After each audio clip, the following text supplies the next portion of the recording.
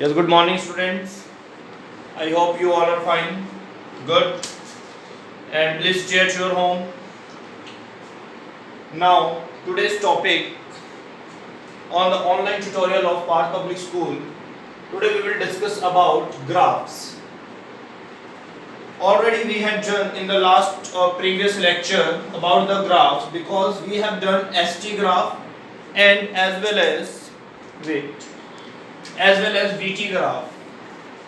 ST graph and VT graph. S stands for distance and T stands for time. Graph you know. V stands for velocity. T again stands for time. Okay. तो मैंने यहाँ पे बेटा partition बना दिया ST graphs के बीच में uniform motion या हो uniform speed graph will remain same for both. As we know, this is the uniform. What is the meaning of the uniform motion or a uniform speed? Speed is not changing. If speed will not change, speed is not changing, then distance covered in a equal interval of time, distance should be equal. Or it will be equal because we are not increasing or decreasing our speed. Okay, so please understand this topic. ST graph of the uniform motion or speed, that should be a very straight line. It shows uniform. If it is a curve, non-linear graph, as I told you already, that is a non-linear. This is the non-linear graph, and this is the linear graph. ठीक है? बेटा ये बहुत बार topic repeat किया मैंने graph का. एक बच्चे को क्लियर हो जाना चाहिए कि ग्राफ क्या चीज होती है. ठीक है, इसमें इक्वल डिस्टेंसेस कवर हो रहे हैं, इक्वल इंटरवल ऑफ टाइम में तुम चेक कर सकते हो, ये देख सकते हो. इक्वल अगर तुम टाइम का गैप रखोगे तो यहाँ वाले गैप भी इक्वल आते चले जाएंगे. इसमें नॉट इक्वल होंगे, टाइम गैप्स इक्वल होंगे बट डिस्टेंस कवर कम ज्यादा होगा because you are changing your speed in this.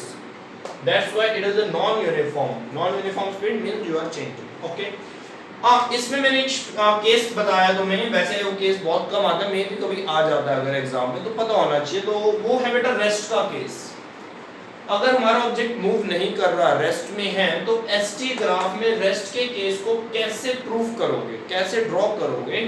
तो बेटा यहाँ पर ध्यान से देखो कि रेस्ट के केस में हमें क्या करना है. उसके लिए सबसे पहला पॉइंट तो बेटा यही है कि हमें एक S का और एक T का, ये दो एक्सिस ले लेते हैं. ठीक है, एक एक्सिस S का है डिस्टेंस का और एक T का है, because you are using ST graph बनाने जा रहे हो. अगर मैं यहाँ पर टाइम को धीरे धीरे इंक्रीज करता हूँ तो मेरा डिस्टेंस बढ़ना चाहिए. इफ यू आर मूविंग, अगर टाइम को तुम इंक्रीज करोगे तो डिस्टेंस भी इंक्रीज होता चला जाना चाहिए. तो ये वाला व्हीकल ऐसे मूव, ये वाला जो ग्राफ है, ये ग्राफ क्या शो करता है? ये ग्राफ शो करता है कि तुम इक्वल टाइम में इक्वल डिस्टेंस कवर कर रहे हो. ये ग्राफ क्या शो करता है कि इक्वल टाइम इंटरवल में अनइक्वल डिस्टेंस कवर कर रहे हो, लेकिन still you are covering distance, that means you are moving. इसमें देखो बेटा ये क्या शो करता है कि तुम इस टाइम इस डिस्टेंस पर हो, you are not at origin, तुम ओरिजिन पे नहीं हो, you are on that distance. अब ये टाइम है तो उसके टाइम पर यही डिस्टेंस है, फिर कुछ टाइम बाद फिर वही डिस्टेंस है, फिर कुछ टाइम बाद वही डिस्टेंस है. जैसे फॉर एग्जांपल मैं यहाँ पर हूँ तो इस टाइम पर ये बोर्ड और मेरे बीच में कुछ डिस्टेंस है, थोड़े टाइम के बाद फिर इतना ही डिस्टेंस है और टाइम इंक्रीज होता है, फिर डिस्टेंस सेम है. तो that means we both are for each other at rest, हम एक दूसरे के लिए रेस्ट में आ गए हैं. ठीक है, तो इसका मतलब भी क्या है बेटा, तुम्हारा ऑब्जेक्ट एक डिस्टेंस पे फिक्स खड़ा हो चुका है. अब वो अपना डिस्टेंस ना कम कर रहा है ना ज्यादा कर रहा है. दैट मींस क्या हुआ, इसका मतलब क्या हुआ, इसका मतलब हुआ कि वो क्या कर रहा है, डिस्टेंस कवर नहीं कर रहा, वो रेस्ट में है. पॉइंट क्लियर है? अगर मैं इस ग्राफ को ऐसे ड्रॉ कर देता हूं बेटा, ये मैंने कहा कि S है, ये मैंने कहा कि T है और ये ओरिजिन है, तो बताओ रेस्ट के लिए ये वाला ग्राफ सही है या ये वाला सही है? क्या रेस्ट में तुम ये वाला ग्राफ भी बना सकते हो? मान लो क्वेश्चन आ गया और ये दोनों ग्राफ आ गए और तुमसे पूछ लिया गया कि इनमें से एक ग्राफ बताइए कि रेस्ट के लिए कौन सा सही है. बोथ आर ST ग्राफ, ये भी ST है, ये भी ST है. रेस्ट के लिए बेटा, मोशन के लिए, यूनिफॉर्म स्पीड के लिए ये वाला ग्राफ रहेगा, नॉन यूनिफॉर्म के लिए ये वाला रहेगा. इन दोनों में ऑब्जेक्ट मूव करेगा, इनमें तुम्हारा ऑब्जेक्ट मूव नहीं करेगा. अगर वो मूव नहीं करेगा तो डिस्टेंस कवर नहीं करेगा. अगर वो डिस्टेंस कवर नहीं करेगा तो distance will remain same. You can see here distance is not changing, same है, इंक्रीज और डिक्रीज नहीं हो रहा. अब इस ग्राफ में बताओ बेटा, क्या इस ग्राफ में कुछ हो सकता है ये क्या रेस्ट के लिए ठीक है या गलत है? तो आंसर ये है इसका कि ये वाला जो ग्राफ है ये रेस्ट के लिए बिल्कुल और बिल्कुल ठीक है. क्यों भाई? हम मान लेते हैं हमारा ऑब्जेक्ट ओरिजिन पे है, चलना ही नहीं शुरू हुआ तो ठीक है ना, फिर चलना ही नहीं शुरू हुआ, टाइम बढ़ाते रहो, वो अभी भी यहीं का यहीं है, थोड़ा सा ऊपर जाएगा फिर वहीं का वहीं है. मतलब कहने का मैंने इसको क्या किया, इसमें इनिशियली ऑब्जेक्ट इतने डिस्टेंस को कवर कर चुका था. जब मैंने उसको देखा तो वो कहाँ पर था, यहाँ से 10 मीटर दूर था या कहीं पर भी खड़ा था. उसके बाद उसने अपना डिस्टेंस कवर नहीं किया, वो रुक गया वहाँ पे जाके, फिर वो रेस्ट में रहा. जितना मर्जी टाइम बढ़ जाए उसने अपना डिस्टेंस कम ज्यादा नहीं किया, लेकिन वो स्टार्टिंग में चल रहा था. आई थिंक ये ग्राफ दिखाता है कि वो जब तुमने अपनी ऑब्जर्वेशन को स्टार्ट किया तब तो वो ओरिजिन पे था, अब अभी भी वो ओरिजिन पे है, तो that means it is not moving. Both graphs are correct in case of rest. ध्यान रखना बेटा, बहुत अच्छे से ध्यान रखना. और कौन से ग्राफ में ध्यान रखना? एसटी ग्राफ में. अच्छे से लिख लो बेटा, इसमें लिख के लो, माइंड में समझ लो बेटा, हर कोई समझ ले इस चीज को कि डिस्टेंस नहीं कवर हो रहा. ये देखो ना, ये डिस्टेंस फिक्स है. अच्छा इस पे आते हैं एक सेकंड के लिए, वीटी ग्राफ पे आते हैं. वीटी ग्राफ का मतलब क्या होगा? एक एक्सिस रिप्रेजेंट करेगा वेलोसिटी को और सेकंड एक्सिस रिप्रेजेंट करेगा हमारा टाइम को. ठीक है, तो एक एक्सिस ने अगर टाइम को रिप्रेजेंट करना है और एक ने वेलोसिटी को रिप्रेजेंट करना है, तो मैंने क्या रखा कि टाइम का एक्सिस हमेशा नीचे रखो. हर एक ग्राफ में नीचे आएगा टाइम का एक्सिस. तो हमने ये वाला ग्राफ कर लिया, ये वाला ग्राफ कर लिया, ये दोनों मैंने तुम्हें समझा दिया. ठीक है, ये हमने ऑलरेडी किया हुआ है, ये भी किया हुआ था, ये भी किया हुआ था. ये आज हमारे लिए न्यू टॉपिक आ गया, एक न्यू ग्राफ आ गया. तो बेटा इसको समझो, ये वीटी ग्राफ जो हमने किया था कि अगर मेरा टाइम इंक्रीज हो रहा है, अब ये वाला एक्सिस रिप्रेजेंट करता है वेलोसिटी को. It shows velocity because it is the velocity axis. Zone सा एक्सिस है, जोन सी यहां पर तुम क्वांटिटी लिखोगे, वो वाला एक्सिस उसी क्वांटिटी को रिप्रेजेंट करने लग जाएगा. सिंपल. अब इस टाइम इस एक्सिस पर मैंने डिस्टेंस लिखा हुआ है, तो ये डिस्टेंस को रिप्रेजेंट कर रहा है. अब ये वाली लाइन क्या रिप्रेजेंट करती है? ये रिप्रेजेंट करती है कि ये वेलोसिटी है ना, तो ये वाली लाइन अपनी वेलोसिटी को ना तो नीचे आने दे रही है ना ऊपर जाने दे रही है, क्योंकि ये वाली लाइन ना तो ऐसे डाउन आ रही है ना ही ऐसे ऊपर जा रही है. ऊपर जाएगी तो दैट मींस इंक्रीज करेगा, ये देखो ऐसे यहां पर पहुंच जाएगा. नीचे आएगा तो दैट मींस यहां पहुंच जाएगा. तो इस टाइम इसमें कुछ भी नहीं हो रहा, ना तो इंक्रीज हो रहा है ना ही डिक्रीज हो रहा है. That means it is a constant. अगर ये कांस्टेंट है तो दैट मींस इसकी स्पीड कांस्टेंट है. क्यों स्पीड की बात कर रहा हूं? क्योंकि यहां पर स्पीड ही तो दी हुई है, that is the velocity. Velocity is the speed. Velocity और स्पीड में कोई फर्क नहीं है, हम सब जानते हैं इस चीज को. तो ठीक है, तो ये वाला एक्सिस अगर मेरा स्पीड को रिप्रेजेंट कर रहा है और मैं क्या देखता हूं कि स्पीड को अपना कम या ज्यादा नहीं कर रहा, तो दैट मींस यूनिफॉर्म स्पीड होगी. यहां पर यूनिफॉर्म स्पीड का ग्राफ आता है स्ट्रेट लाइन. क्यों? क्योंकि यहां तो डिस्टेंस है. भाई वो मूव तो कर रहा है ना, मूव कर रहा है तो डिस्टेंस तो कवर कर रहा है. अब इसमें बात डिस्टेंस की हुई नहीं है, इसमें बात हुई है वेलोसिटी और टाइम की. अगर वेलोसिटी और टाइम की बात हो रही है तो दैट मींस अब ये वाला एक्सिस वेलोसिटी को शो कर रहा है. ठीक है, तो वेलोसिटी का मतलब ये अंडरस्टूड है कि ऑब्जेक्ट डिस्टेंस कवर कर रहा है. It is not at rest, वो रेस्ट पे नहीं है एट एनी कॉस्ट. अगर वो डिस्टेंस कवर कर रहा है लेकिन वो अपनी वेलोसिटी को चेंज नहीं कर रहा, तो उसकी मर्जी है, ना करे चेंज, वो कांस्टेंट वेलोसिटी से मूव कर सकता है. तो दैट मींस उसका ग्राफ फिर ऐसे स्ट्रेट लाइन बनेगा parallel to the time axis.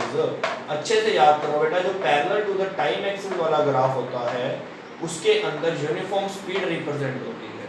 कौन से ग्राफ में? वीटी में. वेलोसिटी और टाइम ग्राफ जो होते हैं, आज मैं तुम्हें ग्राफ का एक पोर्शन करवा दूंगा, इसके बाद ग्राफ के लिए तुम्हें कोई लेक्चर की जरूरत नहीं रहनी चाहिए. बट समझो, दिमाग लगा के समझो, थोड़ा सा ना एनालिटिकल वे में आ जाओ कि हाँ हमें कुछ समझना है, कि एक कहते हैं ना कि फील लो, फील आना चाहिए तुम्हें. हाँ समझो इस चीज को, हाँ सही में डिस्टेंस कवर कर रहा है ये, तो हाँ टाइम बढ़ रहा है, डिस्टेंस कवर हो रहा है. ऐसे रीड करो, इसमें ऐसे रीड करो, हाँ टाइम तो इंक्रीज हो रहा है. देखो 2 सेकंड 4 सेकंड मान लो, इसमें लिख लेते हैं ना, तो ये इक्वल इंटरवल लिख लो, 2 4 6 8 राइट, 10 20 30 लिख लिया. ठीक है, तो 2 सेकंड में वो है 30 मीटर पे, 4 सेकंड में फिर 30 पे, 6 में फिर 30 पे. मतलब तो डिस्टेंस को कम ज्यादा नहीं कर रहा, तो that means obviously it is at rest. Okay, तो इसमें वो चेंजेस कर रहा है. इसमें देखो वेलोसिटी ग्राफ में कि हाँ टाइम तो इंक्रीज हो रहा है but object is not changing its velocity. इतने टाइम पर इतने बजे वो इतनी स्पीड पर था, इतने बजे फिर वो इतनी स्पीड पर ही था, इतने बजे तुमने चेक किया फिर उसकी वही स्पीड मिली, फिर तुमने दोबारा चेक किया थोड़ी देर के बाद फिर तुम्हें वही की वही स्पीड मिली। दैट मींस अब तुम्हें कंफर्म हो गया कि ऑब्जेक्ट अपनी अकॉर्डिंग टू टाइम या with respect to time change नहीं कर रहा अपनी स्पीड को। तो तुम क्या करोगे, एक स्ट्रेट लाइन लगा दोगे, पैरेलल लाइन लगा दोगे। अगर यही पैरेलल लाइन बेटा तुम लगा दो एस टी ग्राफ में तो एकदम से ये बदल के रेस्ट हो जाता है।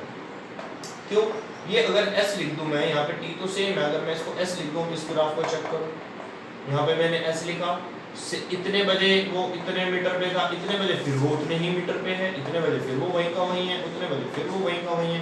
टाइम बढ़ता जा रहा है, वो अपना डिस्टेंस कम ज़्यादा नहीं कर रहा, मतलब वो रेस्ट में। तो डेट मींस एक s और एक v लगाते ही ग्राफ बदल जाता है। ठीक है, s लगाने पर अगर तुम पैरेलल लाइन लगाओगे तो वो रेस्ट का ग्राफ होगा कि वो डिस्टेंस चेंज नहीं कर रहा, रुक गया, क्योंकि ये वाला एक्सिस तुम्हें डिस्टेंस दिखा रहा है, और अगर डिस्टेंस ही रुक जाए, कम ज्यादा ना हो, तो मतलब ऑब्जेक्ट मूव नहीं कर रहा। ये वाला ग्राफ तुम्हें यहाँ पे वेलोसिटी दिखा रहा है, और वेलोसिटी का मतलब वो मूव तो कर रहा है, लेकिन ये वाला ग्राफ तुम्हें दिखाता है कि वो अपनी वेलोसिटी को चेंज नहीं कर रहा। ये वाला क्या दिखाता है, वो अपने डिस्टेंस को चेंज नहीं कर रहा। जब तुम्हें चेंजेस ना दिखाने हो तो स्ट्रेट लाइन लगाओ, डिस्टेंस चेंज नहीं हो रहा मतलब रेस्ट है, तो यहाँ पे स्ट्रेट लाइन, वेलोसिटी चेंज नहीं हो रही तो यहाँ पे स्ट्रेट लाइन, अगर वीटी का। पॉइंट क्लियर हो गया बेटा। वेलोसिटी चेंज नहीं हो रही तो दैट मींस वेलोसिटी चेंज ना होने का मतलब है कांस्टेंट कांस्टेंट कांस्टेंट वेलोसिटी है।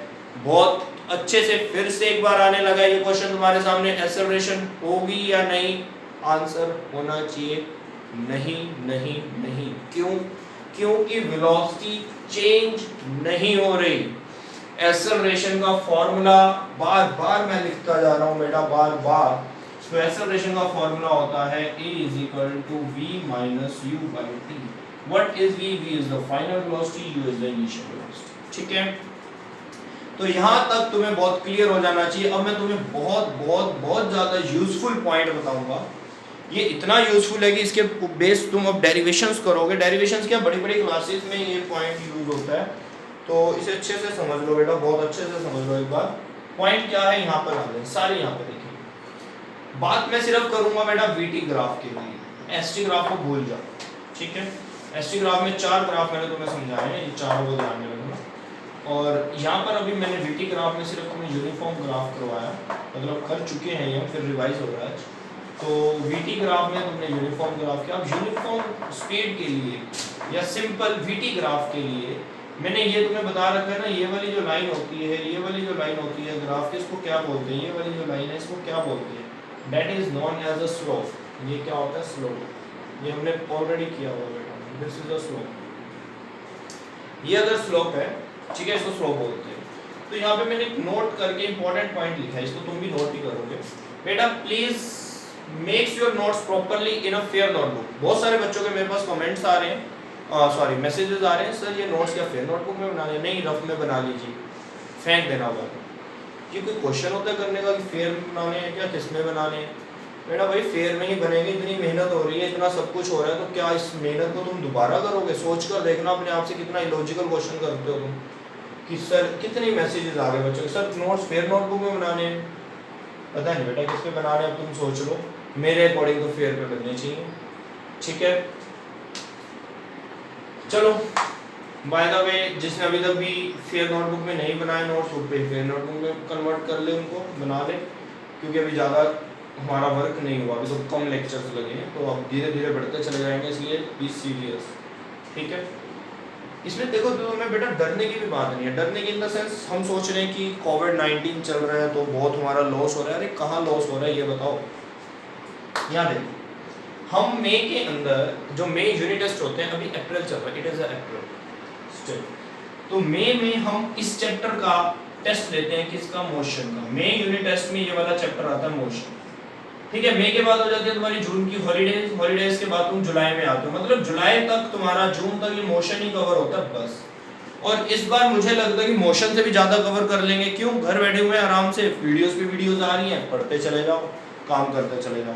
तो मोशन तो हमारा ऑलमोस्ट कवर होने वाला है, बस एनसीईआरटी अब इसे को कवर अप, इसकी डेरिवेशंस करके ये खत्म हो जाएगा हमारा चैप्टर, फिर एनसीईआरटी पे आ जाएंगे। तो मोशन तो हमने अप्रैल में ही खत्म कर लिया। ठीक है, अगर अप्रैल में ही खत्म हो गया तो इसका मतलब अब मई तो हमारे पे सारा ही पड़ा है, यूनिट टेस्ट तो तुम्हारे हो नहीं सकते, स्कूल में तुम आ नहीं रहे हो। तो प्लीज यूटिलाइज योर टाइम, और don't take tension of your studies. ठीक है, तुम आगे चल रहे हो, नॉर्मल स्कूल क्लासेस से आगे चल रहे हो। हाँ, पॉइंट है कि डाउट्स कैसे लें, उसके लिए बेटा हम कुछ सोर्स बनाएंगे। सिंपली फिलहाल तुम मुझे व्हाट्सएप पे डाउट्स लो, मैसेजेस करो, मैं रिप्लाई करूंगा। रिप्लाई चाहे 1 दिन में आए या 2 दिन में आए, क्योंकि हमारे पास भी बहुत ज़्यादा मैसेजेस आ रहे हैं, तो थोड़ा कोऑपरेट तुम करो, बाकी मैं करूंगा एफर्ट्स। ठीक है, तो करते हैं बात। अब हम उसी पॉइंट पे आते हैं बेटा, जो मैं इंपॉर्टेंट पॉइंट बोल रहा हूँ बार बार, जो मैंने यहाँ नोट करके लिखा हुआ है। अब बात है ये कि वेलोसिटी टाइम ग्राफ में कहीं पे डिस्टेंस नहीं आया। This is the velocity, this is the time. If you want to calculate the distance, if you want to calculate the distance with the help of vt graph, vt means velocity time graph, मैं तुम्हें velocity बता देता हूँ, time बता देता हूँ, क्या तुम डिस्टेंस निकाल सकते हो? तुम आंसर है निकाल सकते हैं। कैसे निकाल सकते हैं? हम सोचते हैं पता नहीं सर अब क्या जादू कर देंगे। अरे मैं क्या जादू करूंगा, दिमाग लगाओ। स्पीड का फॉर्मूला क्या होता है? Speed is equal to what? Distance upon में टाइम, डिस्टेंस अपॉन में टाइम। तो डिस्टेंस अगर तुम निकालना चाहते हो तो स्पीड और टाइम को मल्टीप्लाई करो ना। तो इससे क्या पता लगा? इससे ये पता लगा कि डिस्टेंस निकालने के लिए हमारे को 2 क्वांटिटीज चाहिए होती है, एक स्पीड चाहिए होती है और दूसरा टाइम चाहिए होता है। तो वेलोसिटी टाइम ग्राफ में ये 2 क्वांटिटीज तो होती हैं, स्पीड होती है v वेलोसिटी और t is the time. So that means we can calculate distance by multiplying these 2 quantities. हम इन 2 क्वांटिटीज को अगर मल्टीप्लाई कर दें तो हमें डिस्टेंस मिल जाएगा। अब मल्टीप्लाई कर दें, लेकिन ये मैं लिखा नहीं हुआ कि यहाँ पे इसको मल्टीप्लाई कर दो। मैंने थोड़ी सी इसकी सेंस को चेंज किया। सेंस को कैसे चेंज किया वो देखो, मैं एक्सप्लेन कर दूंगा अभी। कि अगर तुम्हें डिस्टेंस निकालना पड़े वीटी ग्राफ को यूज कर तो डिस्टेंस जिसको हम ऐसे से लिखते हैं इज इक्वल टू, ये बहुत अच्छे से लिख लो और इसके ऊपर एक बॉक्स बना देना बाद में, ठीक है, with the help of scale. This is the distance is equal to area under the slope. अब स्लोप क्या है ये लिखा हुआ है, स्लोप ये लाइन है, स्लोप होती है ग्राफ की, ठीक है, ये लाइन स्लोप है। तो एरिया अंडर द स्लोप, इस स्लोप के नीचे जितना भी एरिया है, VT graph not ST graph, VT graph के स्लोप के नीचे जितना भी एरिया है, अगर मैं उसको कैलकुलेट कर दूं, इसके नीचे एरिया को अगर मैं कैलकुलेट कर दूं तो वो मेरा डिस्टेंस होगा। Area under the slope of VT graph, this is the VT graph, this is the slope, this is the area under the slope, ये एरिया है, this is the area under the slope. यहाँ पर देखो, ये अगर ऐसे मैं कर दूं तो this is the area under the slope, ये तुम्हें कैलकुलेट करना है एरिया अंडर द स्लोप। अगर ये area under the slope calculate कर लो तो तुम कहोगे कि मेरा डिस्टेंस निकल गया। अब तुम कहोगे कि सर ने कहा था इन दोनों को मल्टीप्लाई करने पर, स्पीड और टाइम को मल्टीप्लाई करने पर डिस्टेंस मिलता है। अब वो कह रहे हैं एरिया कैलकुलेट करो। सर कुछ पागल हो गए हैं लगता है, ऐसा ही बोलोगे? अरे सर तो पागल नहीं है, क्योंकि वो फिजिक्स पढ़ा रहे हैं, फिजिक्स पागल पढ़ाते हैं, सियाने नहीं पढ़ाते, पता है। जो सियाने होते हैं वो फिजिक्स को नहीं छेड़ते ज़्यादा। इसमें तो फिजिक्स को पढ़ने के लिए तुम भी पागल बन जाओ, मैं चाहता हूँ, मजा आ जाएगा। एक बार तो बंद कर दो, देखो फिर सारे पागल पागल मिलके फिजिक्स पढ़ेंगे और पढ़ाएंगे, ठीक है ना। पूरे स्कूल में फिजिक्स का डंका बजा देंगे। आओ तो सही, जुड़ो तो सही, पागल बनो तो सही, जुनून दिखाओ अपना। अब देखो बेटा, यहाँ पर बात करी थी इन दोनों को मल्टीप्लाई करने की, इन दोनों को मल्टीप्लाई करके डिस्टेंस लेने की। एरिया कहाँ से आ गया? अरे एरिया कैसे निकालते हो? एरिया को तो भी मल्टीप्लाई करके निकालते हो, लेकिन तुम कहोगे वेलोसिटी टाइम को थोड़ी ना मल्टीप्लाई करते हैं। एरिया निकालने के लिए तो लेंथ और ब्रेड्थ को मल्टीप्लाई करते हैं। तो मैं कहूंगा भाई यहाँ पर लेंथ और ब्रेड्थ है ही वेलोसिटी और टाइम के टर्म्स में। इसकी अगर तुम लेंथ निकालोगे तो यहाँ पर ये वाली लेंथ निकालोगे ना, ये वाली लेंथ निकालोगे, ये वाली लेंथ कौन से एक्सिस पर है? टाइम एक्सिस पर है। तो लेंथ किस फॉर्म में आएगी? टाइम की फॉर्म में। एल को क्या लिखोगे? टी लिखोगे यहाँ पर। ये ब्रेड्थ निकालोगे, ठीक है। अब ब्रेड्थ कौन सी एक्सिस पर है? वेलोसिटी एक्सिस पर है, तो यहाँ पर ब्रेड्थ को तुम वेलोसिटी लिखोगे।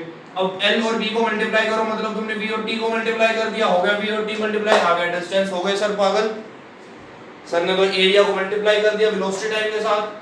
अरे तुमने तो भी किया है, इससे बताओ क्या गलत किया क्या? कुछ ऐसा ही तो करना था।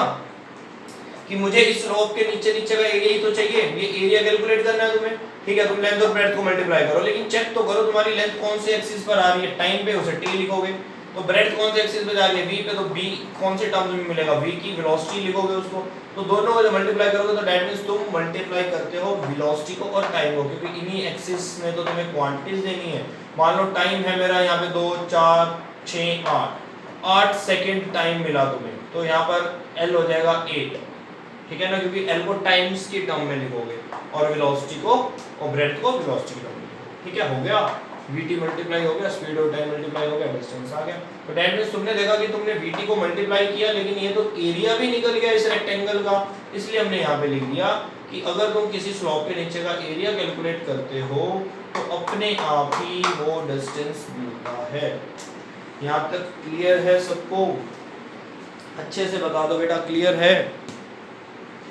गुड, अगर क्लियर है तो अब आ जाते हैं आगे, ग्राफ खत्म कर देंगे आज बिल्कुल, ठीक है। अब इसके बाद तुम जितनी मर्जी प्रैक्टिस करो, लेकिन ग्राफ में तो मेरे को कोई प्रॉब्लम नहीं आनी चाहिए। अगर किसी को प्रॉब्लम आ गई तो ये समझ लो कि मेरा विश्वास टूटेगा, तो दिक्कत होगी, क्योंकि मुझे विश्वास हो रहा है तुम पे कि यहाँ पे कोई किसी भी टाइप की तुम्हें प्रॉब्लम नहीं होनी चाहिए। प्रॉब्लम होना मतलब तुम सीरियस नहीं हो अपनी स्टडीज को लेकर, still you are not serious. चलो बेटा आते हैं नेक्स्ट ग्राफ पे आ जाते हैं। तो नेक्स्ट ग्राफ देखो क्या है, ये ग्राफ है बेटा नॉन यूनिफॉर्म स्पीड का। यूनिफॉर्म स्पीड मतलब इसमें ऑब्जेक्ट रेस्ट में नहीं है, ऑब्जेक्ट चल रहा है, क्योंकि स्पीड आ गई ना, बात अगर स्पीड की आ गई तो ऑब्जेक्ट चल रहा है। हाँ, अगर स्पीड 0 है तब ऑब्जेक्ट नहीं चलेगा, अगर स्पीड कुछ है तब ऑब्जेक्ट चलेगा, ठीक है। अगर बात आती है नॉन यूनिफॉर्म स्पीड की, अब स्पीड चेंज हो रही है, मतलब अब एक्सेलरेशन होगा। यहाँ पर तो स्पीड चेंज नहीं हो रही थी, तो एक्सेलरेशन का कोई सवाल पैदा नहीं होता था, ठीक है। अगर यहाँ पर एक्सेलरेशन होगा तो इसका मतलब स्पीड चेंज हो रही है, तो non uniform speed means speed is changing. तो नॉन यूनिफॉर्म स्पीड दो पार्ट्स में डिवाइड हो जाती है। कौन कौन से दो पार्ट्स में डिवाइड हो जाती है? कि जो स्पीड चेंज हो रही है वो इक्वल इंटरवल में हो रही है, या तुम अपनी मनमर्जी से चेंज कर रहे हो, कभी ज्यादा चेंज करते हो, कभी फिर कम कर लेते हो स्पीड, फिर एकदम ज्यादा चेंज कर लेते हो। तो अगर तुम अपनी मनमर्जी से नहीं कर रहे, बहुत अच्छे से इक्वल स्पीड बढ़ा रहे हो, कि तुमने ठान लिया कि हाँ मुझे 1 मिनट में 10 की स्पीड बढ़ानी है, अगले मिनट में फिर 10 और बढ़ानी है, उससे अगले मिनट में फिर 10 बढ़ानी है, तो 10 10 10 करके तुम स्पीड बढ़ा भी रहे हो और इक्वल बढ़ा रहे हो, इक्वल इंटरवल्स में बढ़ा रहे हो।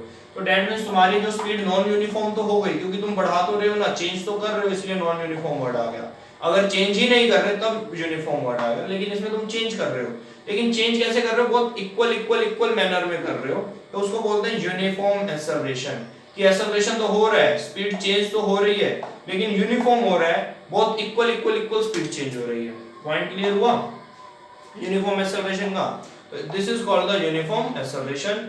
और इधर अगर मैं कहता हूं कि तुमने स्पीड चेंज करी है, लेकिन वो नॉन यूनिफॉर्म एक्सेलरेशन बनेगा। क्यों? तुमने इक्वल स्पीड चेंज नहीं करी, किसी इंटरवल ऑफ टाइम में तुमने ज्यादा स्पीड चेंज कर दी, फिर उतने ही इंटरवल ऑफ टाइम में तुमने कम स्पीड चेंज करी, उसके बाद उतने ही इंटरवल ऑफ टाइम में और ज्यादा स्पीड चेंज कर दी। मतलब हर मिनट में तुमने पहले 10-10 की स्पीड बढ़ाई थी, अब हर मिनट में कभी 5 बढ़ाते हो, कभी 20 बढ़ा देते हो, कभी 5 कम कर लेते हो। तो वो जब तुम अपनी मनमर्जी करते हो तब उस टाइम पर एक्सेलरेशन तो हो रहा होता है। क्यों हो रहा होता है? क्योंकि तुम स्पीड बढ़ा रहे हो, कम कर रहे हो, तो उस टाइम पे उसको हम नॉन यूनिफॉर्म बोलते हैं, क्योंकि तुम इक्वली नहीं कर रहे कुछ भी। अगर तुम स्पीड को चेंज, नॉन यूनिफॉर्म स्पीड है तो मतलब एक्सेलरेशन है, एक्सेलरेशन है तो हम चेक करते हैं कि स्पीड तुम्हारी इक्वल बढ़ रही है या इक्वल नहीं बढ़ रही। अगर इक्वल बढ़ रही है तो यूनिफॉर्म एक्सेलरेशन है, इक्वल नहीं बढ़ रही तो नॉन यूनिफॉर्म एक्सेलरेशन। इसके लिए मैंने अभी थोड़ा सा एक यहाँ पर कंसेप्ट लगाया हुआ है, इसको मैं और क्लियर भी करूंगा अभी, कि इनिशियल जो वेलोसिटी है हमारी वो 0 से स्टार्ट हुआ, मतलब u को मैं यहाँ पे 0 रखूंगा, v/t आएगा बेसिकली ये, ठीक है। तो इनिशियली जैसे हम घर से चले, इनिशियली हम खड़े हुए हैं, फिर हम चल पड़े हैं, तो इनिशियली हमारी स्पीड कुछ भी नहीं थी, हम रेस्ट में थे, फिर हमने चलना शुरू कर दिया। तो अगर हम रेस्ट से चलना शुरू करते हैं तो दैट मींस इनिशियल वेलोसिटी 0 हो जाती है। अगर हम रेस्ट से चलना शुरू करते हैं, ध्यान रखना, ठीक है। तो मैं यहाँ पर ये ग्राफ बनाया हुआ है बेटा। अब यूनिफॉर्म और इस ग्राफ में कंफ्यूज मत होना, ये वाला ग्राफ यूनिफॉर्म स्पीड का ग्राफ है या मोशन का ग्राफ है। ये वाला ग्राफ, एक तो सबसे बड़ा डिफरेंस तो यही है कि ये डिस्टेंस टाइम ग्राफ है और ये वेलोसिटी टाइम ग्राफ है। बच्चा बहुत कंफ्यूज रहता है। ये जो वेलोसिटी टाइम ग्राफ में ये स्ट्रेट लाइन आती है, ये यूनिफॉर्म एक्सेलरेशन को रिप्रेजेंट करती है, ये ना कि यूनिफॉर्म स्पीड और यूनिफॉर्म मोशन को रिप्रेजेंट करती है, क्योंकि यूनिफॉर्म स्पीड अगर हो जाएगी तो एक्सेलरेशन तो होगी ही नहीं। अब यहाँ पर चेक करो, ये तो वेलोसिटी है, तो वेलोसिटी चेंज हो रही है, देखो बढ़ती जा रही है, बढ़ती जा रही है, बढ़ती जा रही है। जीरो पर थी, ये देखो इनिशियल वेलोसिटी जीरो से स्टार्ट हुई, ठीक है, टाइम बढ़ा, वेलोसिटी बढ़ी, टाइम बढ़ा, फिर वेलोसिटी बढ़ी, करते करते इतने टाइम के बाद यहाँ पर इतनी वेलोसिटी हो चुकी, कहाँ जीरो थी, करते करते करते इतनी बढ़ गई, एक दो जितनी भी तुम वेलोसिटी लोगे यहाँ पर पहुंच जाओगे। तो this graph represents uniform acceleration. Uniform acceleration, कैसा यूनिफॉर्म एक्सेलरेशन स्टार्ट किया तुमने, जीरो से। अगर तुम जीरो नहीं करना चाहते, यू को इनिशियल वेलोसिटी जीरो नहीं करना चाहते, तो फिर तुम्हें ये ग्राफ थोड़ा सा चेंज करना पड़ेगा, ये बिल्कुल ओरिजिन से स्टार्ट नहीं करोगे, फिर यहाँ से लाइन स्टार्ट कर देना, ऐसे बना देना, ठीक है। अगर तुम दिखाना चाहते हो कि नहीं इनिशियली ऑब्जेक्ट रेस्ट में नहीं था, इनिशियली चल रहा था, जब तुमने कोई कैलकुलेशन स्टार्ट करी या ऑब्जेक्ट को ऑब्जर्व करना स्टार्ट किया, जैसे तुम मान लो रोड पे चल रहे हो, तुम्हारी साइड में कोई गाड़ी जा रही है, तो गाड़ी इनिशियली जीरो पे तो नहीं है ना, जब तुमने उसको देखा वो ऑलरेडी चल रही है, लेकिन बाद में स्पीड बढ़ा लेती है अपनी, तुम्हें क्रॉस कर जाती है, ओवरटेक कर जाती है, तो इसका मतलब वो इनिशियली जीरो पे नहीं थी, वो कुछ स्पीड पे थी, लेकिन अब उसने और स्पीड अपनी इंक्रीज कर दी, ठीक है। तो दैट मींस एक्सेलरेशन तो होगा ना, क्योंकि उसने स्पीड को चेंज किया, इंक्रीज किया या डिक्रीज करो, एक्सेलरेशन तो होगा ही होगा, ठीक है।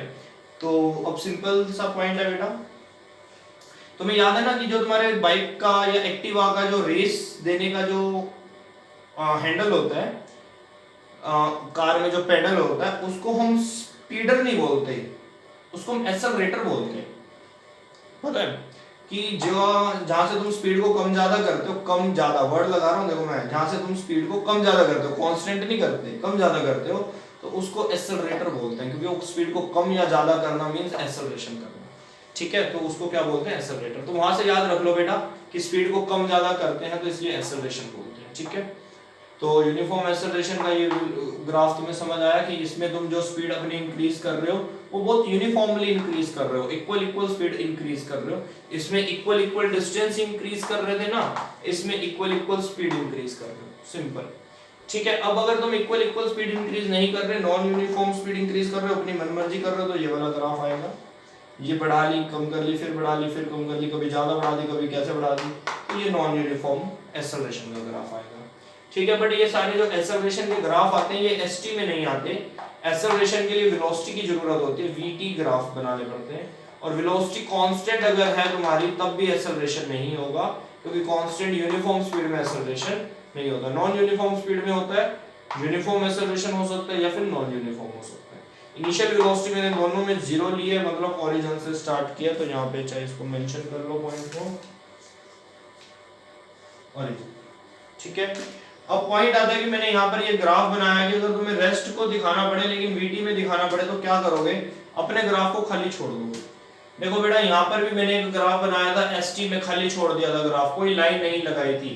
तो ये सिंपल सा एक फंडा याद कर लो कि अगर ग्राफ में लाइन नहीं होएगी, वो एसटी ग्राफ होगा या वीटी ग्राफ होगा, तो उस टाइम पे ऑब्जेक्ट तुम्हारा रेस्ट में ही होगा। क्यों?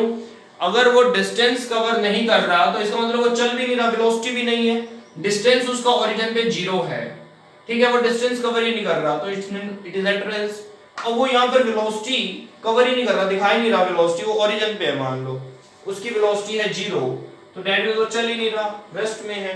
तो खाली ग्राफ जो होते हैं, चाहे वो वीटी का हो चाहे वो एसटी का हो, तो वो रेस्ट का होता है।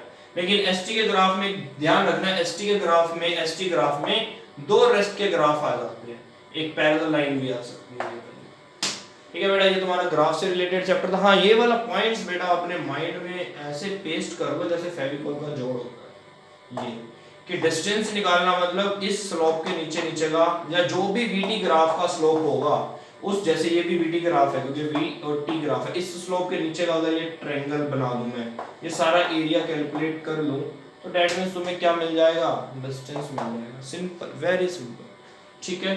मेरे को उम्मीद है, I hope you are getting to me, you are understanding this questions, this points, uniform acceleration, non uniform acceleration, क्योंकि बहुत बार हो गया है, ठीक है, अच्छे से कर लो, और रेस्ट समझ चुके हो तुम। हाँ, अब एक पॉइंट कईयों के माइंड में आ रहा होगा, मैं वो क्लियर करने जा रहा हूँ कि अगर मेरे पास इनिशियल वेलोसिटी जीरो नहीं है तो क्या करें। और बेसिकली हमें जिसमें वेलोसिटी जीरो नहीं होती है वही वाला ग्राफ यूज करना है डेरिवेशंस में। वेलोसिटी जीरो वाला तो ग्राफ हम यूज भी नहीं करेंगे डेरिवेशन में। उसका रीजन है क्यों, डेरिवेशन में मुझे u चाहिए और यहाँ पर मैं u को जीरो कर दूंगा। अगर मैं u को जीरो कर दूंगा तो एक्सेलरेशन का फॉर्मूला बन जाएगा v/t, क्योंकि u तो खत्म हो गया ना, तो v/t एक्सेलरेशन का फॉर्मूला बन जाएगा। नहीं, मुझे u चाहिए। अगर u चाहिए तो इनिशियल वेलोसिटी कुछ रखनी पड़ेगी, इनिशियल वेलोसिटी जीरो नहीं करनी पड़ेगी, मतलब उसको रेस्ट से स्टार्ट नहीं करना। ठीक है, तो इसका ध्यान रखते हैं और इसको बनाते हैं कि हाँ इस ग्राफ को मैं ड्रॉ कैसे करना है। अगर मुझे रेस्ट से नहीं चलना, कुछ वेलोसिटी है ऑलरेडी, यहाँ पर देखो बेटा, ये है v जो वेलोसिटी दिखा रहा है, ये है टाइम दिखा रहा है, ये ओरिजिन दिखाता है जीरो वेलोसिटी। मैं यहाँ से स्टार्ट कर लेता हूँ अपने ग्राफ को, लो बना दिया। अब ये ग्राफ क्या रिप्रेजेंट करता है, तो तुम कहोगे, अब तुम समझो इसको, फिर से सोचो, तुम कहोगे कि वेलोसिटी जो बढ़ रही है उसके बढ़ने की जो टेंडेंसी है बहुत इक्वल यूनिफॉर्मली है, मतलब इक्वल वेलोसिटी से इंक्रीज कर रही है। ठीक है, ऐसे टेढ़ी मेढ़ी नहीं है कि कभी ज्यादा हो रही है, कभी कम हो रही है, कभी ज्यादा कभी कम, नहीं, वो इक्वल अपनी वेलोसिटीज को इंक्रीज कर रही है। गुड। सेकंड पॉइंट, वो इनिशियली जीरो पर नहीं है, वो कुछ ना कुछ ऑलरेडी इनिशियल स्पीड थी उसके पास, चाहे उसको u मानो जो भी मानो, इनिशियल स्पीड है, जीरो से स्टार्ट नहीं हुई। जैसे मैंने तुम्हें कार वाला एग्जांपल दिया था कि कार आई, तुमने देखा उसकी कुछ स्पीड है, ठीक है, फिर वो तुम्हें ओवरटेक करके चली गई, स्पीड इंक्रीज करी और चली गई। ठीक है, तो दैट मींस वो इनिशियली कुछ स्पीड पर थी। ये वाला ग्राफ बेटा हमें यूज करना होता है अपनी डेरिवेशन में। ये वाला ग्राफ क्या दिखाता है, ये वाला ग्राफ दिखाता है कि तुम्हारा इसके अंदर जो u है, u not equal to zero है। ठीक है, इसमें जो u है, इसका जो u है वो इक्वल टू जीरो है दोनों ग्राफ सेम, इक्वल टू, ये दोनों ग्राफ सेम है बेटा, ये भी यूनिफॉर्म एक्सेलरेशन का, ये भी यूनिफॉर्म एक्सेलरेशन का। लेकिन ये वाला जो यूनिफॉर्म एक्सेलरेशन है कहां से स्टार्ट होता है, origin, initial velocity zero, initial velocity not zero. ठीक है, तो बेटा यहाँ पर तुम्हारा ग्राफ का चैप्टर द एंड कंप्लीट हो जाता है। बहुत अच्छे से मैंने इसको समझाने की कोशिश की है, तुम बहुत अच्छे से समझो। अब नेक्स्ट लेक्चर में मैं तुम्हें डेरिवेशंस पे लेके आने वाला हूँ। ठीक है, वो डेरिवेशंस बहुत इंपॉर्टेंट है, सबसे इंपॉर्टेंट लेक्चर जाने वाला है 9th क्लास का। मैं कहता हूँ अपने तुम्हारी लाइफ का जो मोशन चैप्टर है, मोशन चैप्टर में सबसे इंपॉर्टेंट लेक्चर कल का होने जा रहा है तुम्हारा डेरिवेशंस। वो ऐसी डेरिवेशन है जो सिर्फ 9th क्लास में करवाई जाती हैं, उसके बाद तुमसे कभी नहीं करवाई जाएंगी, और लेकिन तुम्हें यूज करने के लिए वो जब तक तुम साइंस रखोगे, not only in the school, even in graduation, even in the post graduation, means कहने का मतलब वो तुम्हारी फिर साइंस में चलती रहेंगी, कहीं पे रुकेंगी नहीं। जहाँ पर भी मोशन की बात आएगी तो वो कल जो हमने करनी है वो डेरिवेशंस अपने आप तुम्हारे माइंड में आ जानी चाहिए। बहुत इंपॉर्टेंट लेक्चर है, सिर्फ 9th के लिए नहीं पढ़ना। अब तुम ये सब समझ लो, अभी तक तुम 8th क्लास में जो पढ़ते थे सिर्फ अपनी 8th क्लास में नंबर लेने के लिए पढ़ते थे। अब हमें वो वाला मेथड नहीं रखना कि हाँ हमारे डीएमसी में नंबर अच्छे आ जाए। नंबर तो अच्छे आए ही आए, अगर पढ़ोगे तो नंबर तो आएंगे ही आएंगे, लेकिन अब तुम्हें ऐसा पढ़ना है कि तुमने इस स्टडी से आगे चलकर कुछ करना है, तुमने इससे अपनी रोटी कमानी है, तुमने इससे अपनी लाइफ चलानी है, तुमने अपने मम्मी पापा को एक अच्छी लेवल की, एक अच्छे स्टेटस की लाइफ देनी है। तो वो कहाँ से मिलेगी, वो अब वाला जो टाइम स्टार्ट हुआ है from 9th onwards. That's why these classes are known as the foundation classes। नींव डल रही है अब तुम्हारी, बाद में बिल्डिंग्स बनेंगी ऊपर, देखते जाओ नींव। जिसने अपनी नींवें डाल ली ना, बंगले खड़े करवा देंगे उनके। जिसने नींव नहीं डलवाई वो झोंपड़ी भी नहीं बना सकता, वो तो फिर जाएगा कहीं ना कहीं। ठीक है, तुम्हारा ऐसा काम ना हो। कई बच्चे मुझे मिलते हैं, कई स्टूडेंट्स मुझे मिलते हैं, उनसे पूछो बिल्कुल नहीं पढ़ते, सारा दिन नहीं पढ़ते, पेरेंट्स कह रहे हैं तब नहीं पढ़ते, हम कह रहे हैं तब नहीं पढ़ते, पता नहीं पढ़ाई ना हो गई क्या हो गया। टाइम वेस्ट करेंगे, मोबाइल चलाएंगे, फ्रेंड्स के साथ घूमेंगे, करेंगे, कुछ नहीं मिलेगा। लेकिन अगर मैं उनसे एक बहुत अच्छा क्वेश्चन पूछूं, बेटा पास हो जाओगे, कहते हैं यस सर हो जाएंगे। पता नहीं उनमें इतना कॉन्फिडेंस कहाँ से आता है। तो मुझे उनपे हंसी भी आती है, गुस्सा भी आता है, और उस टाइम पे उनमें बचपना झलकता है। मैं नहीं चाहता कि तुम भी वो बचपना दिखाओ। भाई 9th में आ गए, बी मिच्योर हो चुके हो तुम, बेसिकली वैसे सही में साइंटिफिकली भी मिच्योर हो चुके हो, और बेसिकली तुम्हें नेचर वाइज भी मिच्योर हो जाना चाहिए, अपने स्टडी वाइज, अपने पेरेंट्स के रिगार्डिंग, अपनी लाइफ के रिगार्डिंग भी मिच्योर हो जाना चाहिए। व्हाई? वो बच्चे क्या काम करते हैं, वो बच्चे ये काम करते हैं कि यस सर, हम उनसे पूछते हैं बेटा पास हो जाएगा, यस सर पास तो हो जाएंगे। कैसे हो जाएंगे जब पढ़ोगे नहीं? तो वही वाली बात हो गई, मैंने हाथ में पेड़ का एक बीज रख लिया, बीज तो मैंने रख लिया, पकड़ लिया, बीज पकड़ा हुआ है मैंने, और मैं सोचता रहूंगा पेड़ निकल जाएगा निकल जाएगा निकल जाएगा, तो खुद बताओ क्या पेड़ निकलेगा? अरे उसमें मिट्टी नहीं डालोगे, उसमें पानी नहीं डालोगे, डेली पानी नहीं डालोगे, धूप में नहीं जाओगे, उसमें धूप नहीं लगने दोगे, छांव नहीं लगवाओगे, तो वो पेड़ कैसे बनेगा? बीज पड़े पड़े नहीं होगा। बीज तो तुमने पकड़ लिया, 9th क्लास तो तुम्हारी आ गई, अब उसमें मिट्टी तुम डालोगे नहीं, पानी तुम डालोगे नहीं, तो पेड़ नहीं बनेगा। जिसने मिट्टी पानी ध्यान से डाल दिया, अच्छे से उसकी केयर कर ली, तो देखो फिर पेड़ कैसा बनता है, अनार लगेंगे, अनार मीठे मीठे। ठीक है, ओके बेटा, बाय, टेक केयर, पढ़ो इसे अच्छे से करो, गुड डे।